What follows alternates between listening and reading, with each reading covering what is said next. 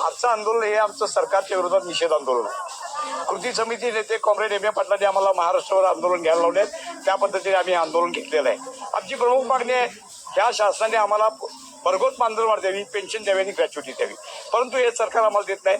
माननीय मुख्यमंत्र्यांनी दोनदा कृती समितीच्या नेत्यांना भेट दिली. आम्ही कृती समितीचे नेते वर्षा बंगल्यावर गेले, मंत्रालयात गेले, पण दोन्ही वेळेत मुख्यमंत्र्यांनी आम्हाला फसवलेलं आहे. आमची ती मिटिंग तरी आम्हाला ते भेटलेले नाहीत. त्यामुळे आमच्या महाराष्ट्रामध्ये 2 लाख अंगणवाडी कर्मचाऱ्यांमध्ये संताप आहे. त्यामुळे कृती समितीचे नेते सुद्धा चिडलेले आहेत. म्हणून शेवटी आम्ही असा निर्णय घेतलेला आहे. महाराष्ट्रामध्ये तर आंदोलन आमचे चालूच आहेत, पण 23 तारखेपासून आझाद मैदानला कृती समितीचे प्रमुख पदाधिकारी आणि 200 अंगणवाडी सेविका बेमुदत उपोषणाला बसणार आहेत. आणि 25 तारखेला महाराष्ट्रामध्ये सगळे अंगणवाडी कर्मचारी, सुमारे 50,000 अंगणवाडी कर्मचारी आझाद मैदानाला जेल भरो आंदोलन करणार आहेत. जोपर्यंत GR निघत नाहीत तोपर्यंत आम्ही आझाद मैदानावर उठणार नाही, असं आम्ही शासनाला सांगितलेलं आहे. आणि त्या पद्धतीने आमचं आंदोलन सुरू आहे. महत्वाचा मुद्दा की 25 तारखेला माननीय मुख्यमंत्री सोलापुरात येत आहेत. लाडक्या बहिणीचं काम अंगणवाडी सेविकेकडनं करून घेतलं, त्याच अंगणवाडी सेविका देते. योजना बाह्य अंगणवाडी सेविका करतात, त्याच अंगणवाडी सेविका देते. मात्र त्या अंगणवाडी सेविकेला मानधनवाढ द्यायला सरकार नकार देतं, त्याचा आम्ही निषेध करतो.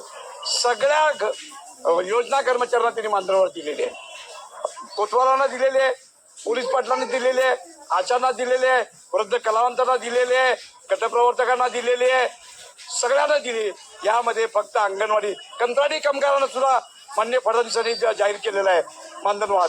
फक्त अंगणवाडी सेविकेबद्दल असं त्यांचं मत का, याचा आम्ही निषेध करतोय. लवकरात लवकर माननीय मुख्यमंत्र्यांनी अंगणवाडी सेविकेला सुद्धा लाडकी बहीण समजून त्यांच्या मानधनात भरघोस वाढ करावी. त्यांना 2 वर्षामध्ये सुमारे 30-35 आंदोलन. नमस्कार, मी अंगणवाडी सेविका रशिदा शेख, मोहोळ तालुका अध्यक्ष. आज 2 वर्ष झालं आम्ही अनेक मोर्चे आंदोलन केले. आमच्या महाराष्ट्र राज्य कृती समितीच्या माध्यमातून अनेक आंदोलनं केले.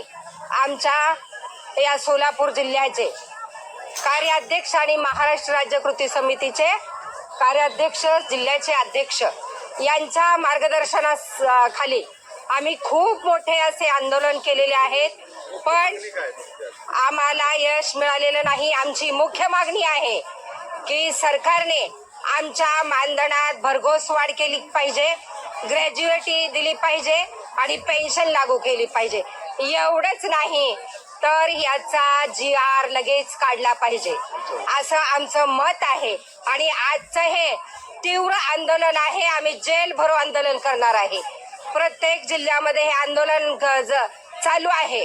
आणि आज आम्ही खूप म्हणजे रागात आहोत. आणि या रागामध्ये आमच्या सगळ्या भगिनीने हा पदर खोचून, काळ्या साड्या घालून आणि काळे झेंडे घेऊन या ठिकाणी निषेध व्यक्त सरकारचा केलेला आहे.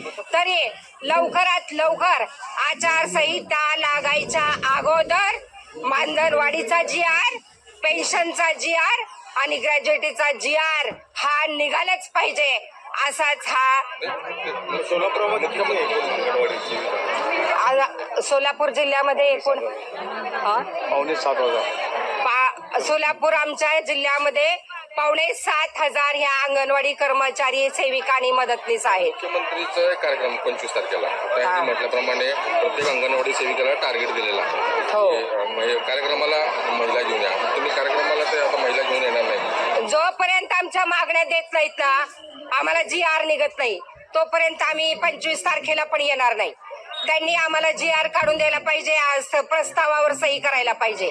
फक्तच म्हणतात की आयुक्ताकडे गेले, ह्या विभागाकडे प्रस्ताव गेलाय आणि आमच्या या कृती समितीचे जे पदाधिकारी आहेत त्यांची दिशाभूल केली जाते आणि म्हणतात की आंदोलन मागे घ्या. पण आम्ही आता आंदोलन मागे घेणार नाही. आम्ही खूप म्हणजे ह्याच्यामध्ये आहे, सगळ्याला देतात.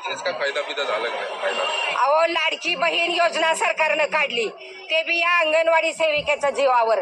संपूर्ण महाराष्ट्रामध्ये हे सरकारची लाडकी बहीण योजना 100% यशस्वी केलेली आहे. आमच्या अंगणवाडी सेविका भगिनी 100% यशस्वी केलेली आहे.